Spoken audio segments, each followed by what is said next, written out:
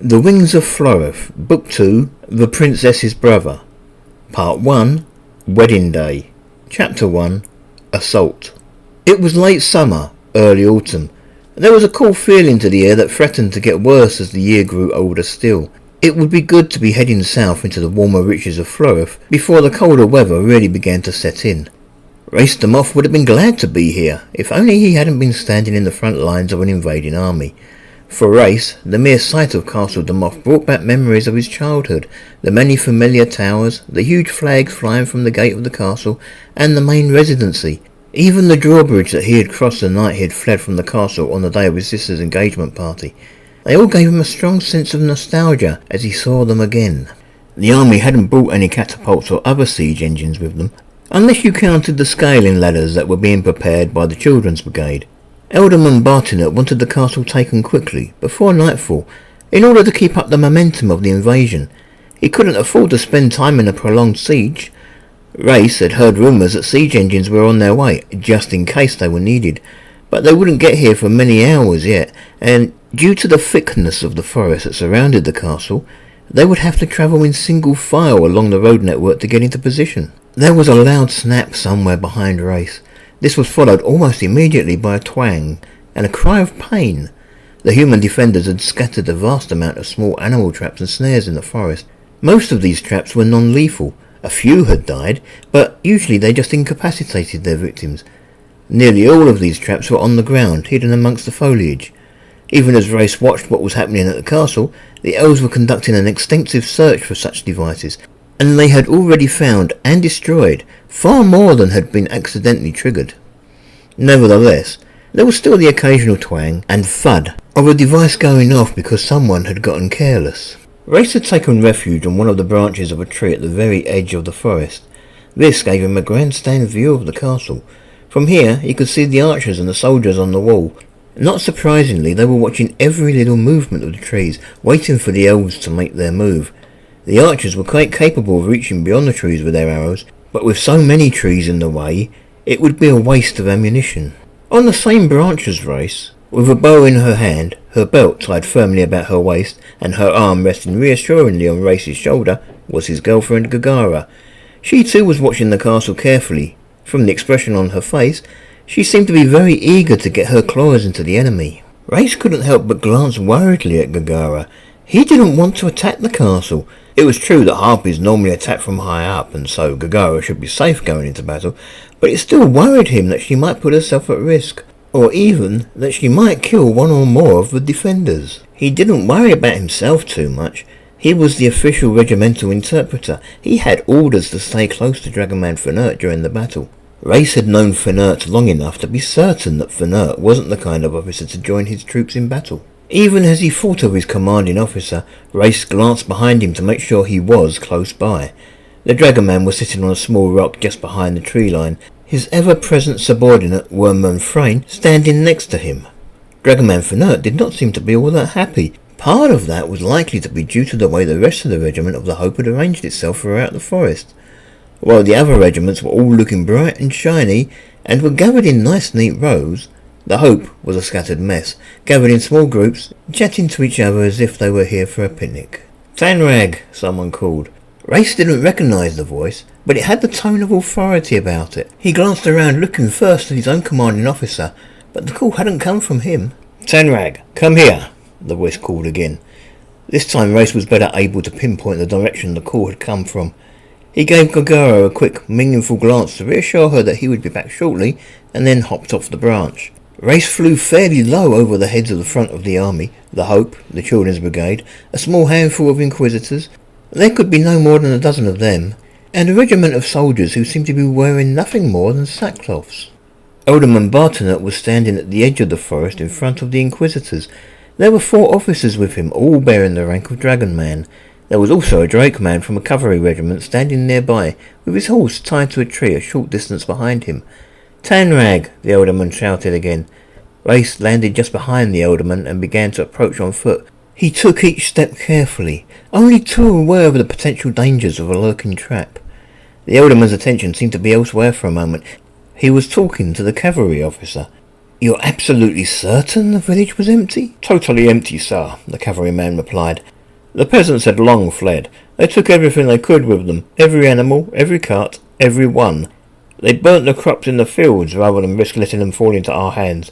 They even burnt down their own houses to deny us shelter. The alderman shook his head sadly. He glanced round at Reyes and then said to the cavalryman, "Okay, return to your regiment." "Yes, sir," the cavalryman replied. He headed back to his horse, which he untied and mounted before riding away. "Did you hear any of that, Tanrag?" the alderman asked as he turned to face Reyes. "Some of it, sir. I'm not sure I understood what it meant," Reyes replied. "He's just come from the human village of Kundun. He and his patrol were sent to scout the place out so we would know what sort of force we might need to overcome the local defenders." "I see, sir," Reyes said. He tried to remain as calm as possible, but inwardly he was rejoicing. Tia had taken his advice. He had sent riders to the villages to warn of impending invasion and evacuate the population to a safe location. "He's the 8th to bring me such a report this morning," the alderman commented. "Do you see what this means?" "It means there's no food, sir," Reyes replied. "No, Tanrag," the alderman corrected. "It means that the humans knew we were coming. Someone warned them. This would also explain all the traps hidden amongst the trees. There is a spy in our midst." "Sir," Reyes commented worriedly, "we went to a lot of trouble to purge the city of Goldspawn before our invasion plans were revealed, and yet someone still reported our plans back to the humans. When the Emperor's men finds out that humans are ready for us, he will not be pleased. He might have all his officers executed just to stop the rot. Every one of us that attended that war castle was at risk, Tanrag, yourself included." "Yes, sir," Reyes said worriedly. "Even the Emperor's man himself won't be above suspicion. I can just imagine how the Emperor will react if he gets to hear what's happened. Lessertine isn't the first elf to hold the rank of Emperor's man this year. He's not even the second." "I understand, sir," Reyes replied. "What do you want me to do?" "The Emperor's man must be warned, Tanrag. He'll find out soon enough anyway if he doesn't already know. But such a report might be enough to take us off the suspect list. It could save our lives." "It probably won't save the life of the messenger," said one of the other officers. "But that's why we decided to send a harpy. You're expendable." "You want me to take the message then, sir?" Reyes asked uncertainly. No, the alderman replied. "I need you here. You speak the local tongue. I may need you to question any prisoners we take during the battle. I'm going to want to know where the villagers are running to. No, I want you to send one of your girls instead." "Yes, sir," Reyes replied. He knew exactly who to send. Then it occurred to him that there was still one question he really should be asking. "Where will she find the Emperor's man, sir?" The question seemed to catch the alderman by surprise. "Oh, you can't miss it. He'll be part of the main column heading south towards the city of Lamington. When your girl sees a large display of regimental flags, that'll be him." "I understand, sir," Reyes declared. He took the message from the alderman, saluted, and then returned to the tree. He landed gently beside Gagara, causing the branch to bend just a little under his added weight. "What did the alderman want?" Gagara asked, interested. "I have a message for the Emperor's man," Reyes revealed. "I'm supposed to choose a girl from the Hope and send her."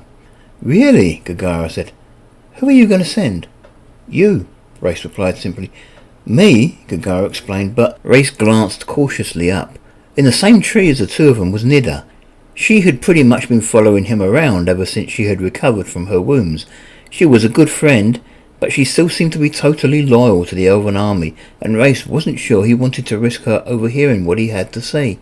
He leaned in close to Gagara and whispered in her ear, "I want you to take the message, but I don't want you to actually deliver it.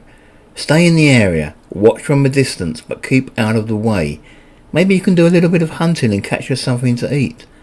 "I am a little hungry," Gagara agreed, "but I'll miss out on all the excitement." "I know," Reyes whispered, "and I'm sorry about that. But think for a moment just who it is we're fighting against here.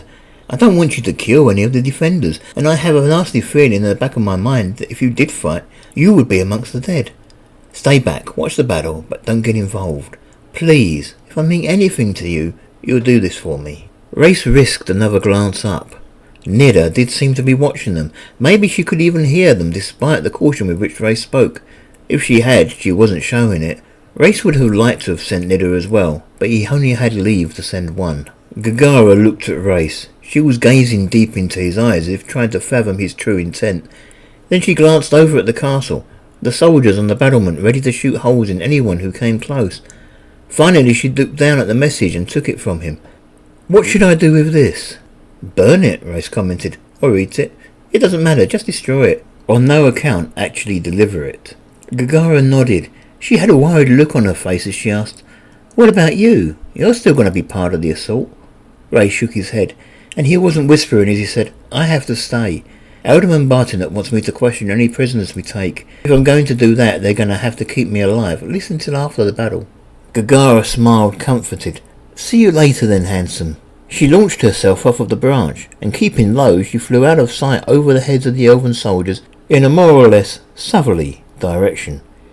Reyes watched her go. He worried about her. She would be flying close enough to the ground that once she was clear of the relative protection of the army, any peasant with a bow could take a pot shot at her. If she actually landed on the ground, she might yet fall prey to one of the traps that had been set in the forest. He hoped she would be all right. He knew he should be feeling more concerned for himself. He was still here, at the battle lines, but his thoughts were totally for her. Nida wasn't one to pass up an opportunity when it presented itself. She hopped down to the branch where Reyes was, taking the place recently vacated by Gagara. "You've heard?" Reyes asked. "Every word," Nida replied, grinning. "I assume Gagara is safe for now." "I hope so," Reyes acknowledged. He glanced again in the direction that Gagara had flown, but there was no longer any sign of her. "Good," Nida said as she continued to look out across the waste ground at the castle. "And don't worry. I'm not going to make any unreasonable demands. You've saved my life. Maybe tonight we can consummate our friendship, but I'm not going to force myself upon you." Reyes' attention was suddenly diverted away from Nida. Something was happening on the ground behind him. The soldiers he had seen wearing the sackcloths were being ordered to form a line. Reyes couldn't help but wonder who these soldiers were. They had no armour to speak of, only the rough-looking jute sackcloths, with holes made for their arms and heads. In the case of each soldier, the sackcloth was tied about the middle with a very rough-looking hemp rope. "Slaves?" Nida suggested. It was the first time she had seen them. "Could be," Reyes replied. "It would certainly make a lot of sense." Reyes couldn't see how a normal regiment could be dressed so badly. There didn't even seem to be any colour coordination between the various sackcloths they were wearing. Some of them looked new, while others were dusty grey in colour, and many of them even had elven hieroglyphs in black print pointing to the fact that they had been made from sacks.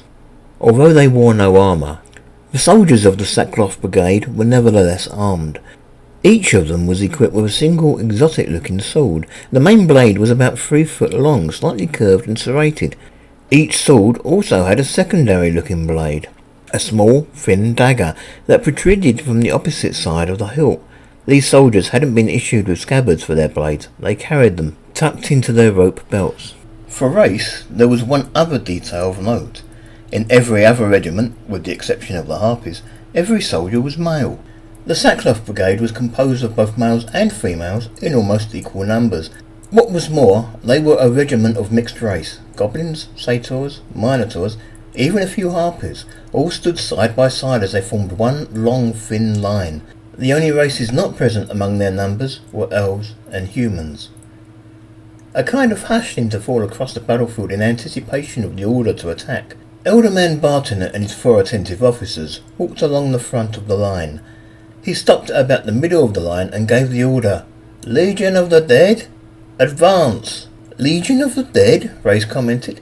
"I heard," Nida replied. The soldiers in the sackcloths began to make their way forward. They walked at a slow and steady pace, keeping the line as perfect as they could. Those in the middle of the line had to make an allowance to step around the elderman and his officers, but they never missed a beat as they did so. Then they began to emerge from the tree line. There were traps on the open ground as well, strange wooden discs that had to be magical in nature. Reyes saw one shoot up out of the ground not too far from the tree in which he and Nida were perched. It was spinning as it climbed, reaching head height. As it spun, it discharged a large number of small rocks in all directions, each travelling at a speed capable of punching a hole through flesh or breaking bone. The spinning discs weren't really all that accurate. Reyes estimated that the one he saw must have thrown out at least 50 little rocks, and it only had 2 casualties to show for it. The disc near Reyes wasn't the only one to be triggered by the Legion, but it was the only one close enough for Reyes to witness in action. "Traps?" Nida commented. "Magical traps," Reyes replied. I guess they called in help from their mage. I hate to think what else the defenders might have prepared for us. I'm glad we can fly, Nida muttered. A fact like that wouldn't have escaped a man like Mangloss, Reyes commented. You fill me with confidence, Nida replied. The Legion of the Dead continued to march across the open ground until they were about 10 feet clear of the tree line. Then they came to a complete halt. From here, they were easy targets for the archers on the wall, and Reyes could see that some of the archers were preparing to fire. This made Reyes very nervous. Any arrows that overshot their targets might easily hit in amongst the trees, and Reyes was dangerously close to the tree line. The archers didn't fire. Some of them lowered their bows shortly after the line of soldiers stopped moving forward. They were in range, but they were still a long way off, and since the elves were going to have to get closer if they wanted to take the castle, the archers had evidently decided to wait for them to reach a more optimum range. Unsheath weapons, the alderman yelled. Almost in unison, the entire line of sackcloth troops took hold of their weapons in their right hands. Reyes looked at the line of soldiers in their sackcloth uniforms, and then he looked up at the castle. He couldn't believe they were about to be sent into combat. They had no scaling ladders, and couldn't possibly get any further than the moat and the wall.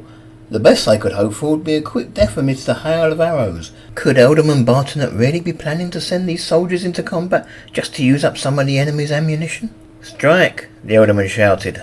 As one, the soldiers of the Sackcloth Brigade used the hilt dagger part of their swords. In a move that mirrored everyone else in the regiment, each of them struck themselves in the heart. There wasn't a moment's hesitation from any of them, and within a few seconds, every member of the Legion of the Dead was dead. What was the point of that? Nida exclaimed, her mouth opened in astonishment. They aren't finished, Reyes revealed. The alderman seemed satisfied with the result. He approached an elf who could be no more than 15 years old, wearing the dusty yellow uniform of the Children's Brigade. Reyes cast his eyes over the Children's Brigade. It still worried him that the elves could send in soldiers who were so young. It was true that Reyes was only 7 himself, but as a harpy, he was all but an adult. The elves tended to have a slightly longer lifespan than humans, and at 20, they were still often considered children. For the most part, the Children's Brigade was made up of elves between the age of 5 and 16. The leader of the Children's Brigade held the rank of Worm-Man. He unsheathed his sword and held it high in the air. Children's Brigade, he shouted. Advance! Reyes would have to admit they were quite a sight as they marched forward beyond the tree line. They looked magnificent as they stepped on past the dead in their sackcloths. As young as they were, there could be no doubt in their bravery. More traps were triggered and some of the children were cut down, but the rest marched on as if it simply wasn't important. Then the archers began to open fire from the battlements of the castle. The first volley to be fired was the signal for the children to break into a run, but other than that, there seemed to be no way of dissuading them from their duty. Volley after volley hit in among the children, striking through their armour as if it didn't exist. Reyes saw the brave leader of the Children's Brigade go down after the second volley, and still the regiment advanced as quickly as they could across the open ground. Distracted by the battle, Reyes almost missed what the Inquisitors were doing. They had stepped out from the safety of the tree line, and protected only by the huge shields carried by their bodyguards, the 4 mages had approached the line of sackcloth-wearing dead, and were casting spells on the corpses. Reyes didn't recognise the spell, but he knew what they were doing. Then the first of the sackcloth-wearing corpses began to move. He stirred slowly at first, climbing awkwardly to his feet, with muscles that looked as if they no longer responded the way they should. Then the corpse took hold of the hilt of his sword, and began to advance towards the castle. Reyes felt his heart grow cold as he saw the dead begin the long trek towards the castle. They plodded along at a slow pace at first, but with each step they got faster and faster, until they were almost running across the open ground.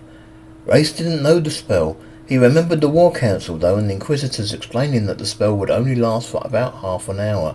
Then the magic would effectively run out, and the walking corpse would just collapse where it stood. Unfortunately, until then, nothing could really hurt the corpse because it was already dead. Prepare the hope, Alderman Bartonet ordered. He walked over towards Reyes' tree, although his intended target was Dragonman Fernert. I want the hope in close support. I want harpies on the battlements as soon as the children reach the walls. I don't want the defenders to have any time to knock the ladders down. I want a clear path for the dead to get into the castle. You heard the elder man, Tanrag. Dragonman Fernert approached the base of the tree and shouted up to Reyes. I will be leading from back here. You may have the pleasure of taking command. I will relieve you once the castle is in our hands. Our hands, Worm-Man Frayne echoed. Sir, Reyes replied. He hopped down from the tree and landed by his commanding officer. He saluted quickly. "I am your interpreter. My orders are to stay close to you during battle." "Unless I send you away," the dragoman insisted. "Consider yourself sent." "Sent," Wormman Frayne commented. "But sir," Reyes tried to protest. "No buts, Tanrag," Dragonman Fenert said. "Book of War, Canto 19, line 34, for I shall expend you all, even my own son, if it means gaining victory over mine enemy." "Mine enemy," Wormman Frayne added. "So, you will lead the attack, Tanrag," Fenert insisted. "Or would you prefer that I have you executed for cowardice?" "Yes, sir," Reyes replied doubtfully. He walked slowly in front of the regiment. He glanced round at the soldiers, many of whom he considered friends, soon to be nothing more than targets for the human archers. He looked up at the trees and the harpies that were perched on the branches. "Soldiers of the Hope," he shouted. "Attack!" Not one member of the regiment hesitated. The mass of different races emerged from the trees at a dead run, covering the distance between the tree line and the castle at a very fast rate. Reyes had to take to the edge just to prevent getting crushed underfoot. There were just over 30 harpies in the 421st Hope. It wasn't a large number, but they were still an impressive sight as they left the branches of the trees and began their attack. Some of them had even flown past Reyes before he realised that he should fly with them and join them. Nida appeared by his side shortly after, flying alongside him as they covered the distance to the castle as quickly as they could. Near the castle, the children's brigade had reached the walls of the castle and were beginning to raise the ladders in place. They didn't make any attempt to actually climb the ladders, but instead held them steady for the fast-approaching walking corpses. It was almost as if they knew they would be outclassed by the defenders on the battlements, and that they would serve a better purpose by making sure the ladders remained steady and in place. Occasionally, a volley of arrows still struck in among the children holding the ladders, but the defenders had other things to worry about. One of those things was the horde of walking corpses that were already nearly at the castle themselves. Volley after volley was fired into the Legion of the Dead, all to no avail. Some of the archers even tried to light their arrows, but even the burning corpses still kept coming. The soldiers of the Hope charging along behind them were better targets. At least when they were struck with arrows, they dropped. Another danger that could be shot down was the flight of harpies making a beeline straight for the battlements. As the harpies passed the halfway point between the Elven army and the castle, some of the archers on the walls targeted this new threat. Their first volley seemed almost half-hearted. No more than 24 defenders fired, and almost all of the arrows went either too high or too low. Nevertheless, 3 of the harpies were killed instantly, and a 4th was struck in her hand and lost control of her wings for a second. "You can't fight with a busted hand," Reyes called to her. "You better pull out." In the heat of battle, Reyes didn't recognise who it was that had been injured. She glanced round at him as if more hurt by his order to leave the battle than by the arrow in her hand. And then she nodded and began to descend to the open ground below. Reyes watched her go for a minute, until he would have to contort his neck too much to keep an eye on her, and then he concentrated on the target ahead.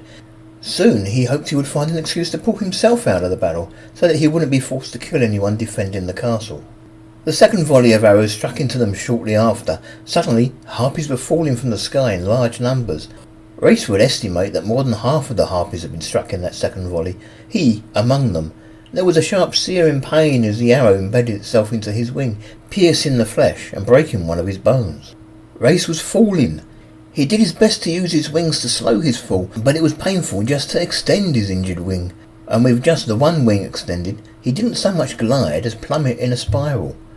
The ground came up a lot quicker than he would like. Nearby was the moat. It might sound strange, but if he was going to die, he would rather it be on solid ground than in the water that had terrified him for so much of his life.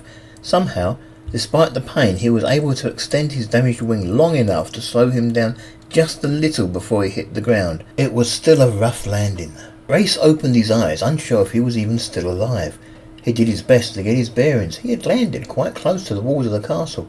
There were soldiers of the children's brigade not 10 feet from where he lay, holding one of the scaling ladders and ignoring him as if he wasn't important enough to consider.